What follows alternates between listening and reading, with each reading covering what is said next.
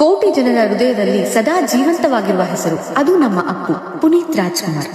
ಅಪ್ಪು ಕರ್ನಾಟಕದ ನೆಲದಲ್ಲಿ ಹೊಳೆಯುವ ನಕ್ಷತ್ರ, ಜನಮನ ಗೆದ್ದ ಪ್ರಿಯ ನಟ, ಮಧುರ ನಗು, ಮಮತೆಯ ಹೃದಯ. 1975 ಮಾರ್ಚ್ 17ರಂದು ಚೆನ್ನೈನ ಕಲ್ಯಾಣಿ ಆಸ್ಪತ್ರೆಯಲ್ಲಿ ವರನಟ ಡಾಕ್ಟರ್ ರಾಜ್ಕುಮಾರ್ ಮತ್ತು ಪಾರ್ವತಮ್ಮರವರ ಕಿರಿಯ ಪುತ್ರರಾಗಿ ಉದಯಿಸಿದ ಬೆಳಕು. 1975ರಲ್ಲಿ ಪ್ರೇಮದ ಕಾಣಿಕೆ ಚಿತ್ರ ತೆರೆಕಂಡಿತ್ತು.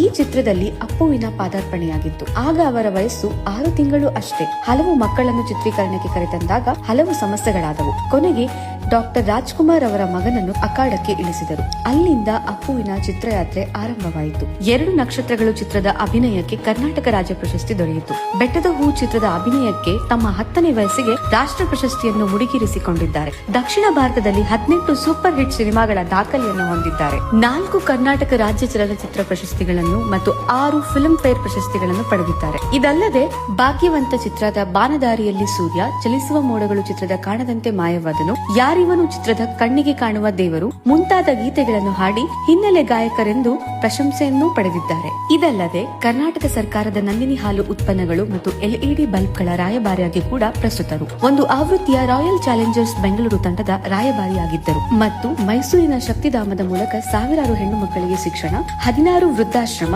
ಮತ್ತು 19 ಗೋಶಾಲೆಗಳನ್ನು ಪೋಷಿಸುತ್ತಿದ್ದರು.